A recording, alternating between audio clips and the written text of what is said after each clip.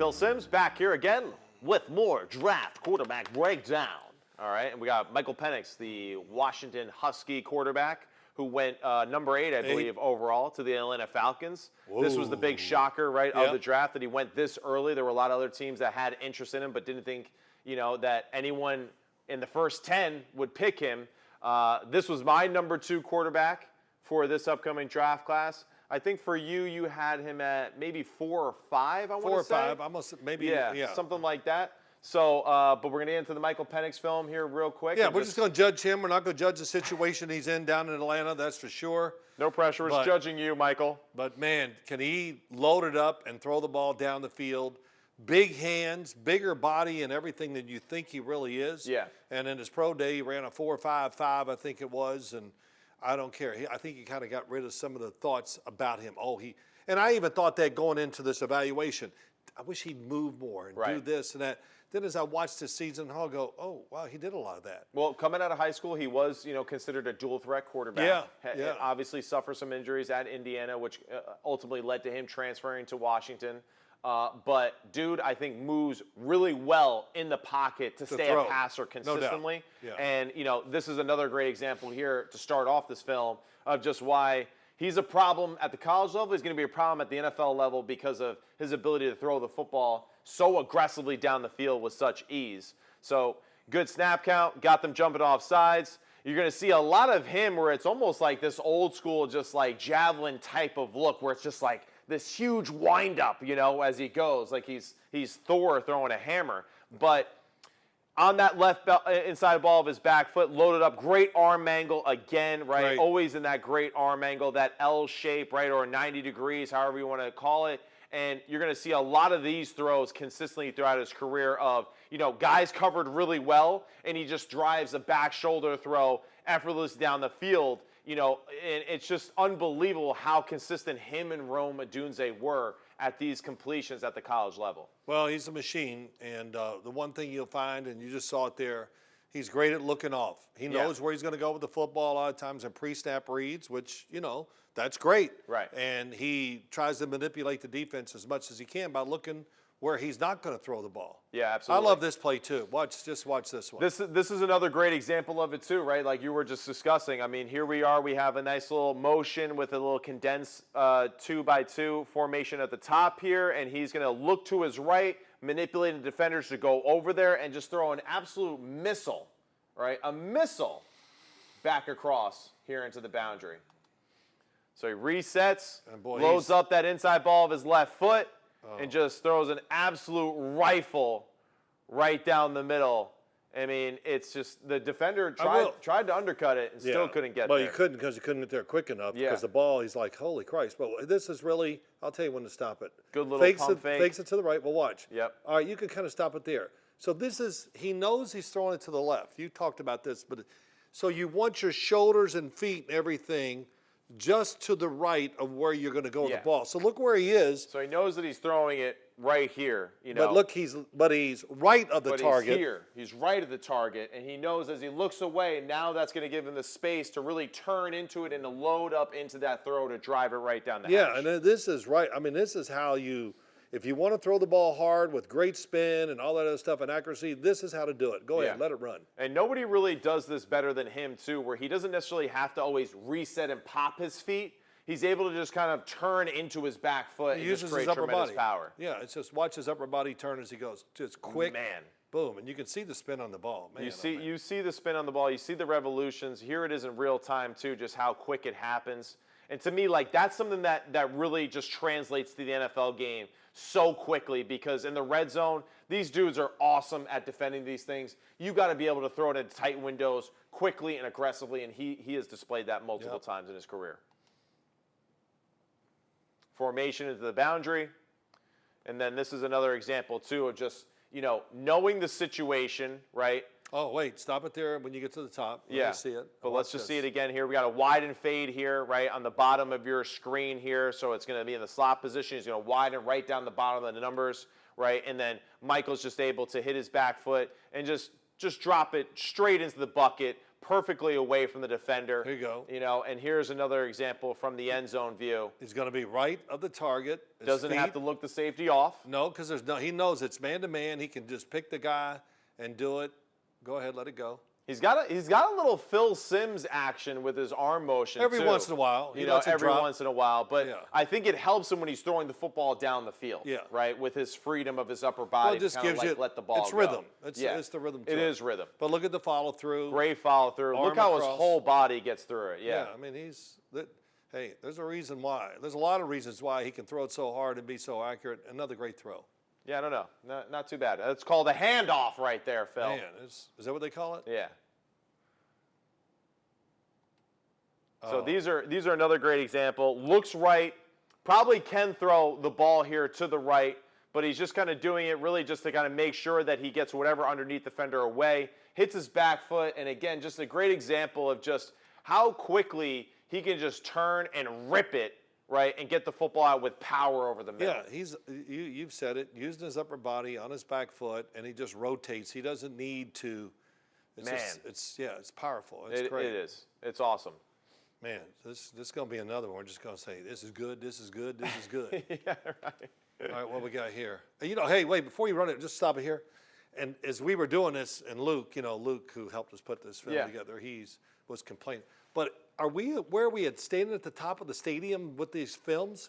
Can they get a little lower so we can have some perspective? Oh, my God. This is one of the cooler stadiums that I've ever seen. It's cool, though. but can't we go down a level so we can actually see the numbers? Yeah, I mean, it's it's good, though, when you're kind of watching film, though, in preparation for games and stuff like that. But honestly, it shows off his skill set even more because it's just like a laser beam on the screen. All right, But here's another throw over the middle that again, what I really like about these throws over the middle is that, like, there is no doubt. Right? There is no doubt. He's not trying to place the football. He slices the target right in half every time. He throws it with tremendous power, right? And very rarely do you see these throws where it's like really far in the back hip. Everything is right in front of the offensive player, so he can just catch it and run. Yeah. Really tremendous. If anything, I would say the only knock would be is that he throws it too damn hard over the middle sometimes. That was really good. That was a body throw, which, look, how about this? Let me flick it with my fingers. Yeah, now this is where it kind of gets like a little bit ridiculous though too, right? So he's got free runner, right? Great protection, guys. That's the old like, oh, hey, look out, all right? But it doesn't matter, all right, because he is able to just manipulate literally just his arm flexibility around the defender. If he'd have followed through, he'd have been out for the next 2 years. Yeah, he would have broke his arm. But to me, that's an NFL throw right there. That's something that very common. And you know what? That's the way that world is. As you know, in the coaching room, they don't go, "Oh, well, you missed this because of this." No, they want you to hit it even in that situation. This is my favorite throw, maybe of all of them. Run this back. Yeah, this is awesome. He did this on purpose. The receiver's covered, and he throws a back shoulder down the middle of the field. Right. Looking right, resets back. Predetermined too. He has the ability to throw that whole shot up top if that safety doesn't get over the top of that too much. But the safety plays over because why? Michael Penix can make that throw, and now he's one-on-one with the linebacker down the middle, keeps his feet separated, drops his arm angle a little bit, takes the hit, and throws a beautiful throw right in the back shoulder of the tight end for a big completion. Really good adjustment by the tight end, making it look easy. Really good throw there by Michael Penix. He'll never see safeties that wide in the NFL, but it doesn't matter. He looked right, and here it is. Man, dude, that thing is humming. Yeah, it's humming. It's humming. Really good throw. Yeah, just unbelievable. When the defender has his back to you, you can throw these back shoulders. I love this one too. He wants to throw it. Run it back, Matt. I'll just do this one real quick. Yeah, absolutely. He wants to throw it to the receiver down here. Yeah, so they're doing a sprint out here to kind of throw this one-on-one into the sideline. And then he readjusts. Safety moves with the eyes of the quarterback, and he just throws it right over his head for the TD. Now, what I want to kind of show everyone at home, though, too, right, here's an example of kind of why, his ability is so impressive, though, too. So he's trying to throw this one-on-one here to the boundary. It's covered extremely well. He gets his eyes back, right, to the target that's running across the field, but he gets back too open, right? He's too open. He's in a position where most often than not, like, you would not be in a great spot to throw the football athletically, right? But he's able to create such torque with his upper body back and across, and he just throws this beautiful But throw. don't even move it. Leave it there just for look his feet and Yeah. the position he's in. Right. And You here know. he's going to still, he's open. His Yeah. feet have not moved. And this is just pure upper body strength as he drives and rips through this throw. Wow. Right? Beautiful throw, driving it down the field. You know, and that, again, that's just stuff that, like, it's Yeah. just so natural to him. And then, all this, it's man. hard to deny just how great it is. You can take some hits to the face when you don't have to follow through and get everything moving forward. So Yeah. when he gets hit, he absorbs it easier as he's standing tall and falling back or whatever. Right. And he's ready to get hit here. And these If are you- things that, like, we see Patrick Mahomes do, where he's kind of set up to throw over here, but he contorts his upper body in the opposite way just to make sure that he can throw it to someone over the middle, on a deep I play. would say this, and I'm all these teachers and all that out there that teach quarterbacks and in the more you use your upper body Yeah. to go against your lower body, you're going to throw it harder, spin it more, all that. So the old let's all be in line and Johnny over the top or whatever, that day has been gone forever. Yeah. It's about turning from the waist up. If you turn it, it's going to create more power. You're going to be more accurate, less effort.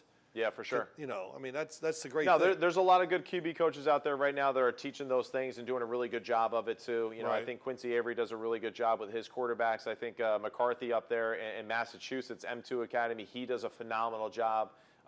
Even someone here in our own state of New Jersey, Tony Rasiopi, he Rasiopi. kind of taps into some of those things too. That's good. It's a good time to be a quarterback because more people are trying to do these things and coach these things into their quarterbacks more than ever. So Yeah. All right. Michael Penix, huge fan. I had him number 2. I think that his skill set will translate really well to the NFL level, and good for him too. He's got Kirk Cousins in the same quarterback room.